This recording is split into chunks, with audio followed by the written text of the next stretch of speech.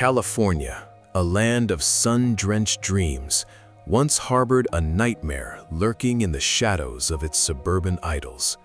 During the mid-1970s, an unknown terror began its reign, shattering the peace of quiet neighborhoods across the Golden State. Homes became vulnerable fortresses as a phantom predator, the East Area Rapist, stalked unsuspecting families relentlessly. His modus operandi was meticulous, a chilling combination of home invasion, robbery, and unspeakable sexual violence.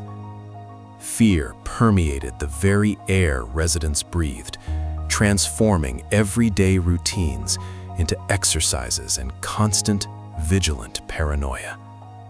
Each violation left behind a trail of psychological devastation, victims forever scarred by the unseen assailant's brutal presence. Law enforcement struggled to grasp the enormity of the threat, connecting scattered incidents across multiple jurisdictions. The attacker seemed to vanish into the night, leaving scant evidence and a deepening sense of frustration for investigators. A pattern emerged, sinister and deliberate, showcasing an evolving criminal mind that defied easy categorization or capture.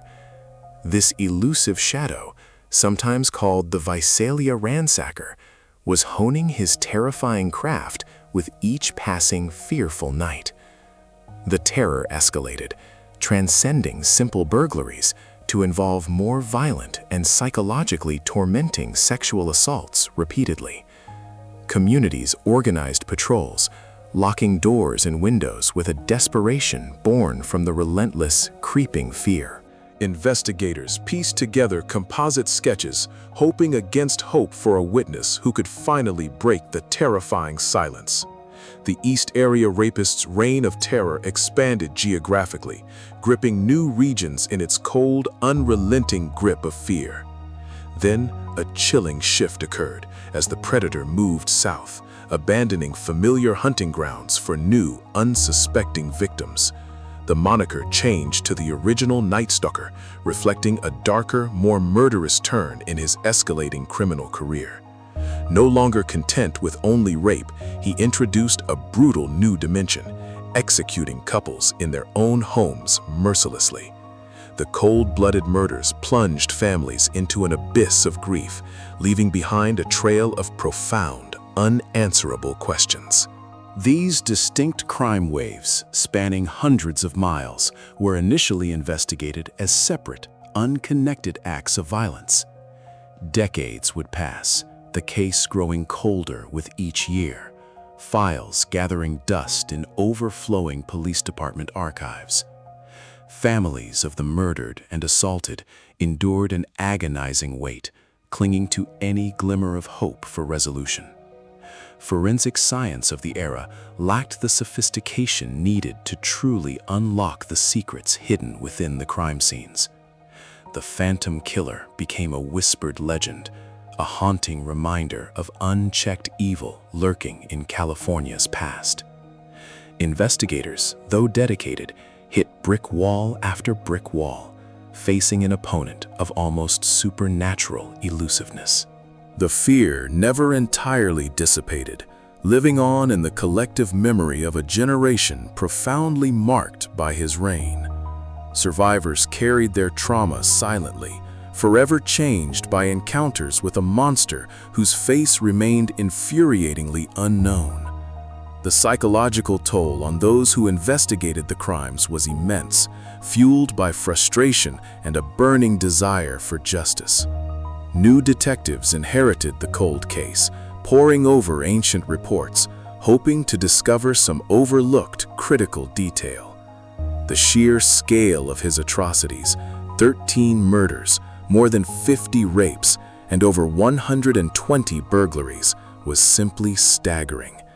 The perpetrator's meticulous planning and seemingly infinite patience allowed him to evade capture for so many years.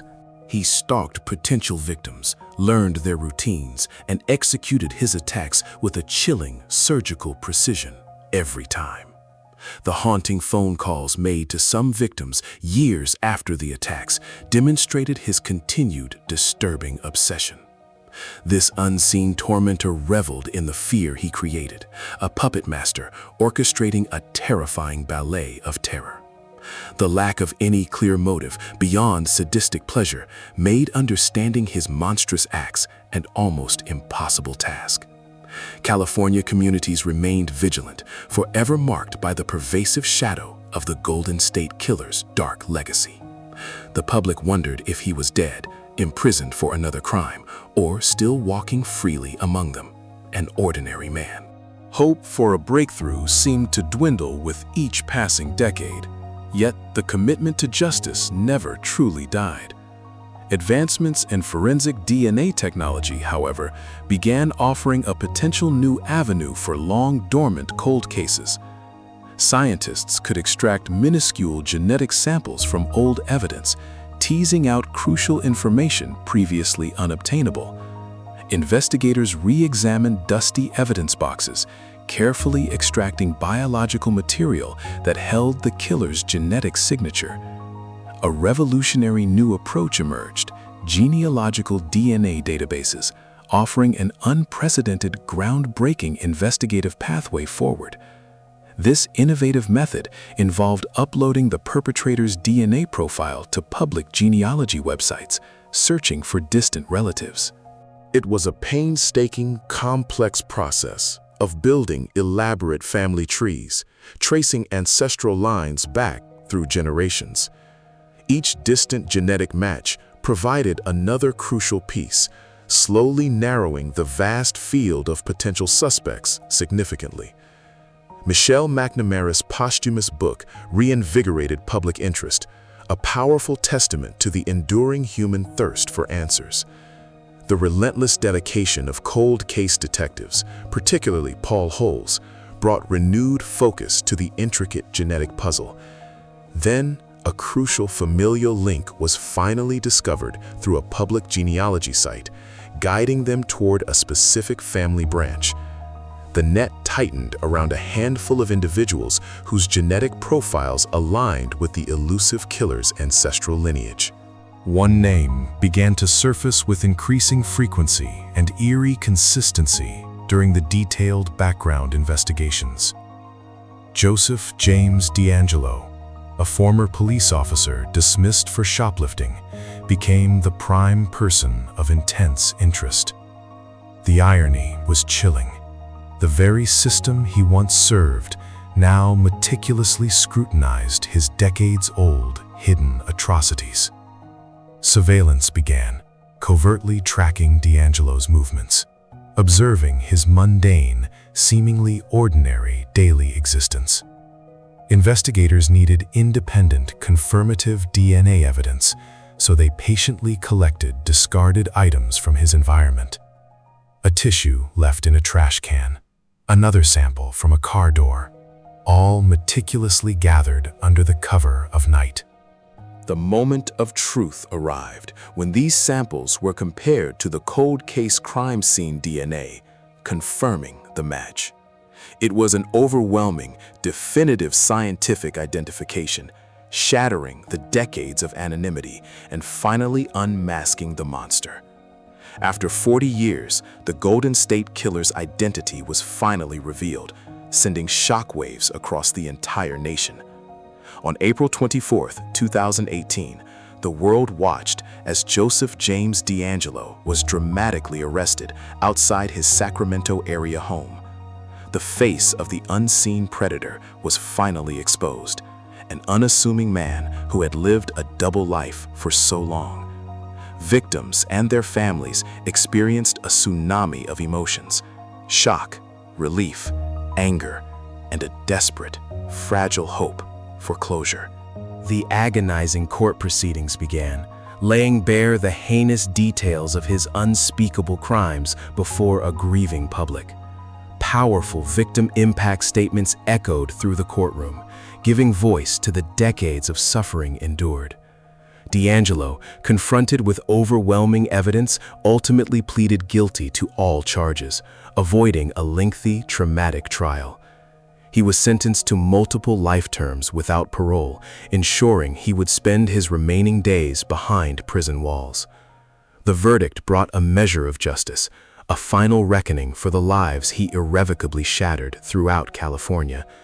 For many, complete closure remained elusive, but the long shadow of uncertainty had finally begun to recede permanently. The Golden State Killer case profoundly reshaped forensic investigation, setting a crucial precedent for future cold cases worldwide. It proved the enduring power of DNA technology and the unwavering perseverance of dedicated law enforcement professionals tirelessly. This saga stands as a stark reminder of the evil that can hide in plain sight and the relentless pursuit of truth. The courage of the survivors, who never stopped fighting for justice, remains an inspiring testament to human resilience. Though the terror ended, the echoes of his crimes resonate, a permanent, cautionary chapter in California's rich history. Justice, delayed but not denied, ultimately prevailed, closing the darkest chapter of this enduring, chilling American mystery.